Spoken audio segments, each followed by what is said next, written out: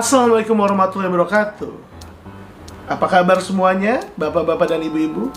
Selamat datang kembali ke acara favorit kalian, Waktu Belajar John Bolt bersama saya, Dr. John Bolt.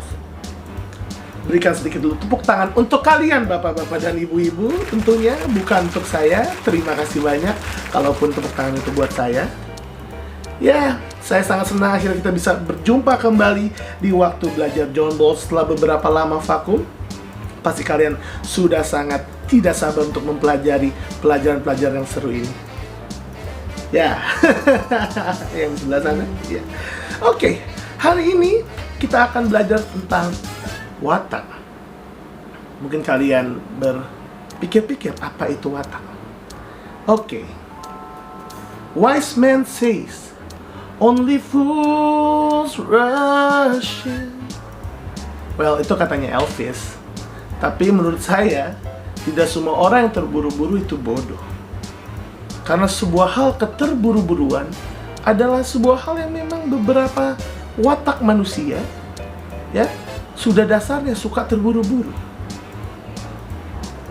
Watak apakah itu? Oke, kita begini saja. Saya akan bertanya untuk ke bapak-bapak dan ibu-ibu.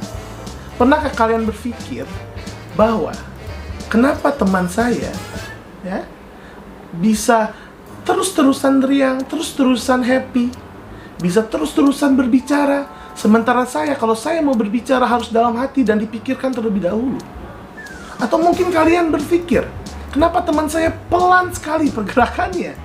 Ya, mereka lamban, mereka seperti memikirkan hal terlebih dahulu sebelum bergerak, ya.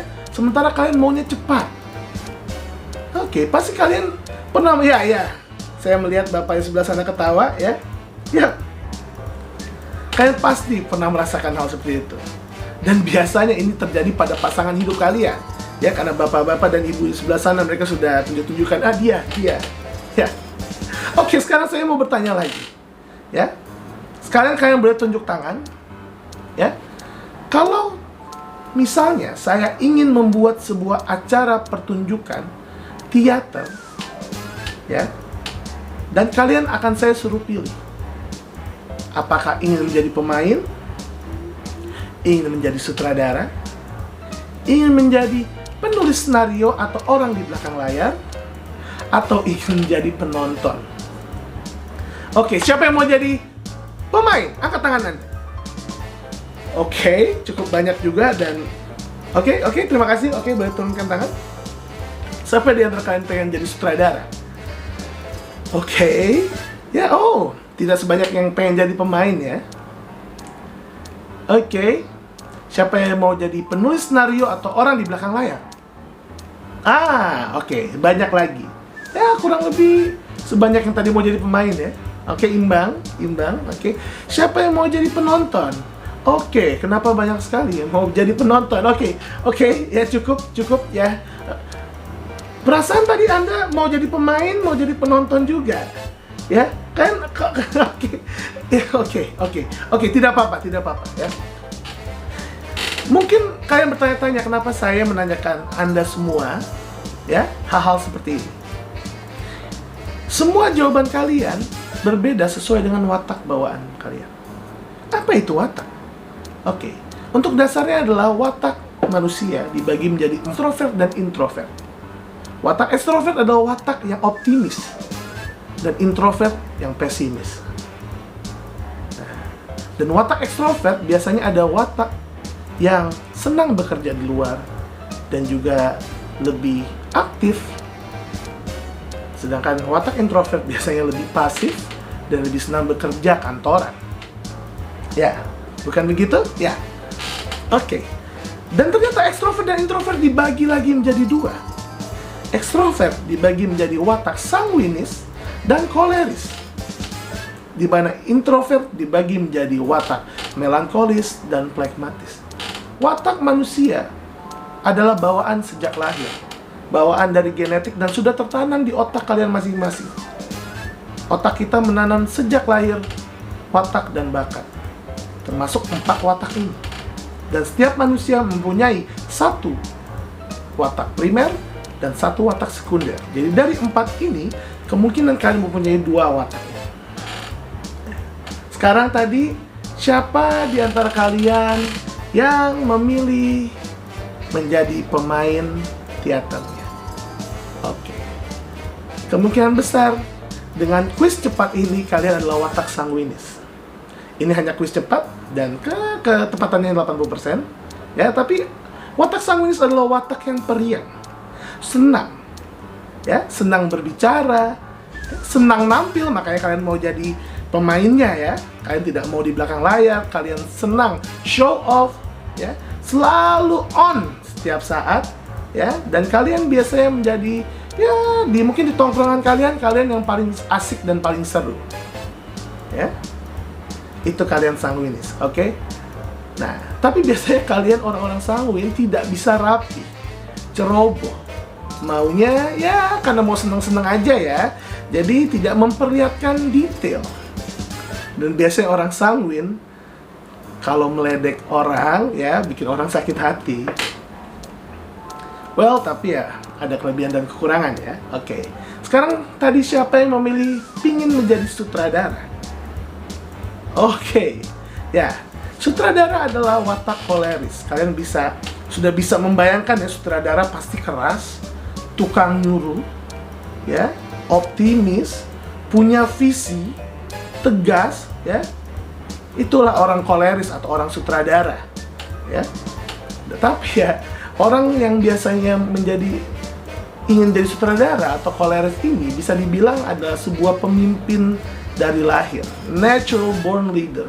Mungkin kalian yang orang koleris ini ya, dulu dari kecil udah saya maunya yang saya mau.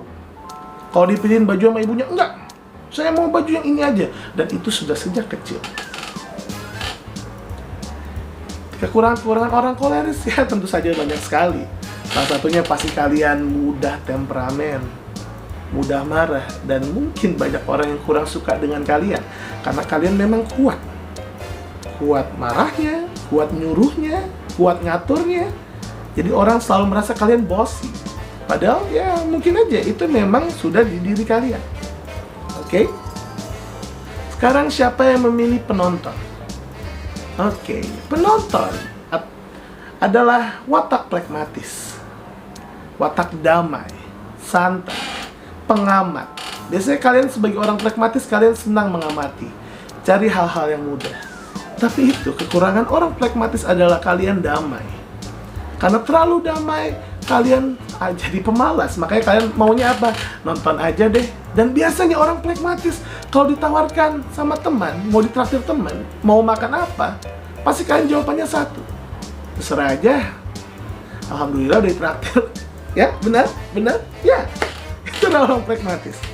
Dan biasanya kurang bisa memiliki visi. Itu kenapa harus dilatih. Harus agak sedikit punya dorongan. Beda dengan orang koleris tadi. Orang koleris dari lahir aja, dari bayi udah punya visi. Ya, mungkin dia baru lahir, tapi ternyata matanya sudah terlihat. Bayi-bayi koleris beda dengan bayi pragmatis. Bayi koleris baru lahir matanya sudah kelihatan galak. Sedangkan bayi pragmatis biasanya matanya kasihan. Jadi orang kalau lihat bayi pragmatis itu kasihan. Ya, bisa terlihat ya, ini sebenarnya dua watak yang berseberangan. Ya. Dan satu lagi adalah melankolis. Melankolis adalah watak perfeksionis, watak pemikir, watak sempurna dan detail. Maunya detail, mau rapi. Ya. Orang melankolis bisa mengatur hal-hal dan mereka butuh sebuah aturan di dalam hidupnya. Hari ini saya mau ngapain, besok saya mau ngapain. Sedangkan tidak bisa seperti orang sanguinis yang lebih spontan. Karena orang sanguinis tadi senang, jadi dia bisa cepat. Orang melankolis butuh waktu. Itu juga yang membuat orang melankolis mempunyai kekurangan, dia sebenarnya lebih lamban untuk membuat keputusan karena dia selalu mikir terus. Beda dengan orang pragmatis yang kalau membuat keputusan, dia sebanyakan terserah. Kalau melankolis dia nggak mau terserah, dia punya idealis sendiri. Ya, tapi dia kebanyakan mikir. Dan melankolis ini adalah counterpart dari orang sanguinis. Mungkin itu saja di Waktu Belajar John Bowles episode kali ini. Terima kasih yang udah nonton semuanya. Karena menurut saya dengan belajar watak seperti ini, kita bisa lebih memahami sesama. Kita bisa lebih memahami pasangan hidup kita dan memahami orang-orang di sekitar. Sehingga dengan itu juga kita bisa melatih diri kita untuk memperbaiki apa kekurangan watak kita. Itu saja dari saya. Saya Dr. John Bones. Assalamualaikum warahmatullahi wabarakatuh. It's John Balls here!